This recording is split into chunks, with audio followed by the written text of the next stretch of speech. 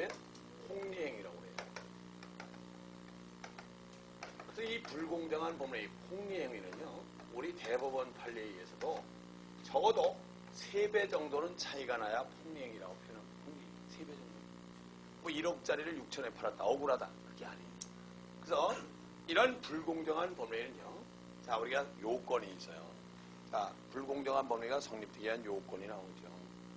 자, 그러면 어떤 경우입니까? 객관적 요건으로서, 자, 우리는 불공정한 법률가 성립되기 위해서는 당사자의 궁방, 무경험, 경솔 등을 이용해서 현저하게 불공정한 법률가 이루어졌어야 되는데, 객관적으로 백사조가 성립되기 위해서는 급부와 반대급부 사이에, 급부와 반대급부 사이에 현저한 불균형이 있어야 되는 거죠. 그래서 아까 3배 정도는 차이가 나야 된다고 그랬거든요. 급부와 반대급부 사이에 현저한 불균형이 있어야 되는데, 가장 중요한 건 이 불균형을 판정하는 시기는 언제냐 이 말이에요. 그래서 불균형을 판단하는 시기는 언제를 기준한다? 이행기를 기준한다? 성립당시를 기준한다? 성립당시를 기준한다. 법률 행위시를 기준한다는 것이 우리가 지배적인 견해다 이 말이에요. 다만 성립당시를 기준하는데 판례는 자, 대물변제에 대해서는 대물변제는 뭐예요?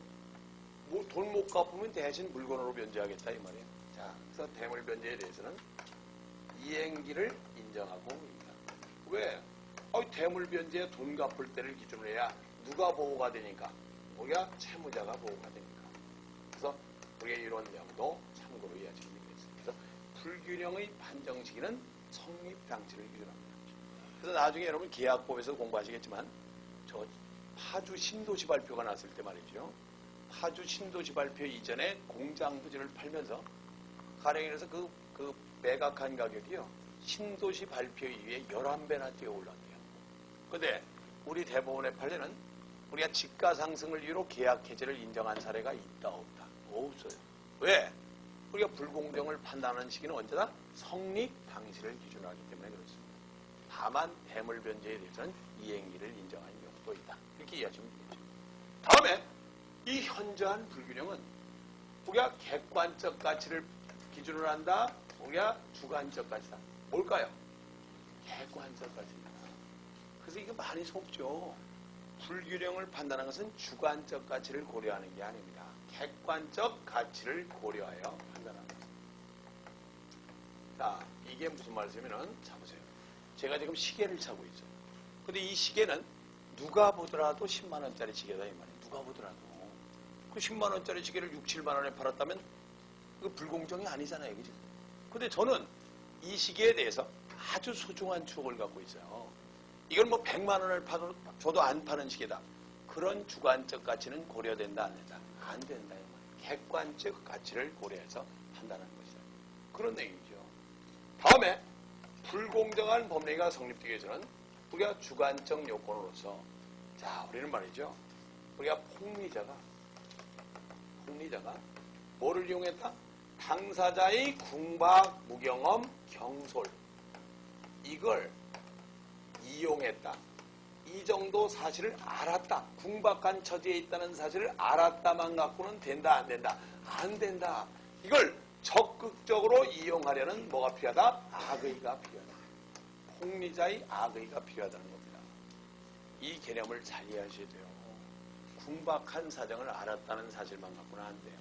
그러면 궁박이라는 게 뭐예요? 궁박. 자, 거기 보시면, 자, 우리는 잘 할 것은 교재 내용 32페이지에 보면 나와 있어요. 그래서 교재 내용을 읽어보신 분은 여기저기 찾을 필요가 없는데, 그래서 우리가 보세요. 궁박이란 건 몹시 쪼들리는 사정을 뭐라고 한다? 궁박이라고 해요.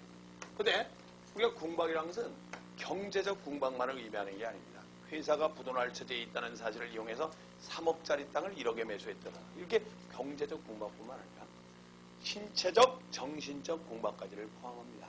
그래서 그 앞에 판례에 보시면 우리가 구속된 남편의 석방을 위해서 외상대금 채권의 포기각서에 서명을 한 것도, 이것도 뭐를 이용한 것이다? 궁박을 이용한 것이다. 그런 내용으로 이해하시면 되겠죠. 다음에 우리가 경솔이라는 건 뭐예요? 자, 단순한 겁니다. 경솔했다. 우리가 예를 들어서 교통사고 후유장애를 고려하지 않고 합의를 이뤘다. 그런데 그 이후에 후유장애가 일어났다. 이거 뭐예요? 경솔한 합의였음을 이유로 무효를 주장할 수가 있습니다. 그런가 하면 무경험이다. 우리가 무경험이라는 것은 이것도 시험 문제에 가서 어떤 말로 해요? 판례에 의하면 무경험이란 특정의 거래 영역에서의 무경험입니까? 아닙니까? 아니에요. 어떤 특정의 거래 영역이 아니라 사회 일반의 우리가 거래에 있어서 우리는 뭐예요? 무경험, 경험이 없는 경험 부족을 의미하는 것이지 특정의 거래 영역에서의 무경험을 의미하는 것은 아니다. 그런 내용으로 이해를 하시면 되겠습니다. 그래서 이게 궁박, 무경험, 경솔 등을 이용한 현저하게 불공정한 법례는 무효가 된다는 것이죠. 그런데 이때 궁박, 무경험, 경솔은 세 가지, 삼박자가 다 갖춰져야 됩니까? 아니죠. 그중 어느 하나만을 이용하면 되는 것이지 세 가지 모두가 요구되는 것은 아니다 이 말이에요. 다음에 이런 불공정한 법례가 우리가 말대로 당사자 본인끼리 이루어진 게 아니라 대리인에 의해서 이루어졌대요. 대리인에 의해서 이루어졌다면 궁박, 몹시 쪼들리는 사정은 누구를 표준하고 본인을 표준하고 경솔, 무경험은 누구를 표준한다? 대리인을 표준하는 것이다. 이런 내용도 이해를 하시면 되겠습니다. 다음에 디귿에 보면 우리가 어떤 말로 하냐면 잘 염두에 둘 것이 우린 급부와 반대급부 사이의 현저한 불균형에 의해서 우리가 이렇게 불공정한 법례로서 무효가 되기 위해서는 시험 문제에 어떻게 나오는 줄 아십니까? 자, 현저한 불균형이 있으면 궁박, 무경험, 경솔은 추정되므로 OX, X입니다. 현저한 불균형이 있다고 이게 추정되는 게 아니에요. 이들은 우리가 이렇게 말대로 무효를 주장하는 자가 궁박, 무경험, 경솔을 이용했음을 무효를 주장하는 자가 이를 입증해야 되는 것이다. 잘 염두에 두셔야 되죠. 그죠? 어떤 개념가를 이해를 하시고요. 다음에 또 어떤 내용 나오십니까? 자, 우리는 잘 알 것은 어떤 마에 보세요. 옆에 지금 마에 보면 이런 말 나와 있어요. 자, 라부터 볼까요? 라에 보면 불공정한 법례의 효과는 아까 이미 말씀드렸죠. 자, 103조와 104조가 다른 것은 자, 불법 원인급여가 104조에서는 적용돼야 안 돼요. 안 되죠. 103조는 우리가 이미 이행을 했다면 되돌려받지 못한다고 그랬죠. 그죠? 공평의 원칙에 의해서. 그러나 104조는 3억짜리 땅을 궁박을 이용해서 1억에 팔았다 할지라도 무효를 주장해서 부당이득 반환을 청구할 수 있다 없다? 있습니다. 불법 원인급여는 적용되지 않습니다. 그러면 우리가 불공정한 법례의 무효를 이를 추인을 했다고 해서 사후 동의를 했다고 해서 유효가 될 수 있다 없다? 없다. 그래서 우리가 조금 전에 말씀드렸던 반사의 질서의 행위나 불공정한 법례는 이를 추인했다고 해서 유효가 되는 것은 아니다. 이런 내용도 잘 염두에 두시면 되겠습니다. 다음에 우리가 불공정한 법례의 적용 여부와 관련해서 아까 말씀드렸지만 불공정한 법례는요.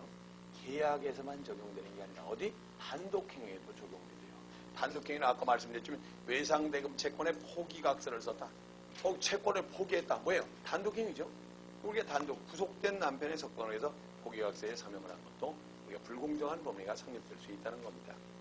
그래서 단독행위가 적용이 된 단독행위에도 적용이 된다는 걸 이해를 하시고 다음에 우리가 또 어떤 내용 살펴보면 불공정한 법례는 급부와 반대급부 사이에 현저한 불균형이 있어야 되니까 증여나 기부행위와 같은 경우는 반대급부가 있습니까? 없습니까? 없죠. 그래서 이런 증여나 기부행위와 같은 경우는 반대급부가 없으니까 불공정한 법례는 성립된다 안 된다? 안 됩니다. 그런가 하면 우리가 또 뭐가 나옵니까? 우리는 경매, 법원의 경매에 의해서 경매는 어떤 줄 아십니까? 가령 응찰자가 없어서 유찰이 돼서 몇 차례 유찰이 되다 보면요. 자, 100%의 경매를 진행해갖고 한 번 유찰이 되면 몇 프로씩 떨어진다고 그래요? 20%씩 떨어져요. 그래서 80%, 64%, 해서 22%, 24%대에 우리가 경락이 될 수도 있단 말이에요. 그러면 경매와 같은 경우는 법률에 의해서 우리가 경락되는 게 아니죠. 법률의 규정에 의한 거니까 우리가 경매와 같은 경우는 104조가 적용된다 안 된다? 안 된다. 이런 내용도 이해를 하시라고 하는 뜻입니다. 그래서 이런 내용 이해하시고 다음에 우리가 이제 마지막으로 오늘 이제 이걸로 이제 강의를 마치겠는데요. 가장 중요한 건 불공정한 법령이나 반사의 질서의 법령에 의해서 제3자에게 소유권이 이전된 경우 만약 애당초행에 반사의 질서의 행위 원인이 있더라. 불공정한 법령의 원인이 있다라면 우리가 당사자사의 이 뭐에 절대적 무효라고 했죠. 절대적 무효이기 때문에 이를 이유로 해서 승계된 자가 선의의 제3자라 할지라도 소유권을 주장할 수 있다 없다? 없어요.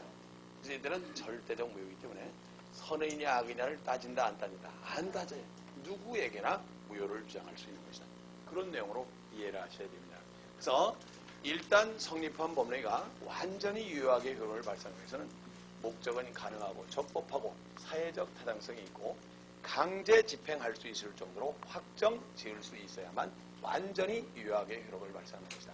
이런 내용들을 우리가 잘 정리해 주시기 바랍니다. 그래서 다음 시간에 가서는요. 자, 다음 시간 진행될 내용 한번 보시죠. 가운데 문제가 있으니까 의사표시 단어는 전부 마치려고 그러는데요. 글쎄 예정대로 이제 요약집에 의해서 진행이 되니까 그렇게 해야죠.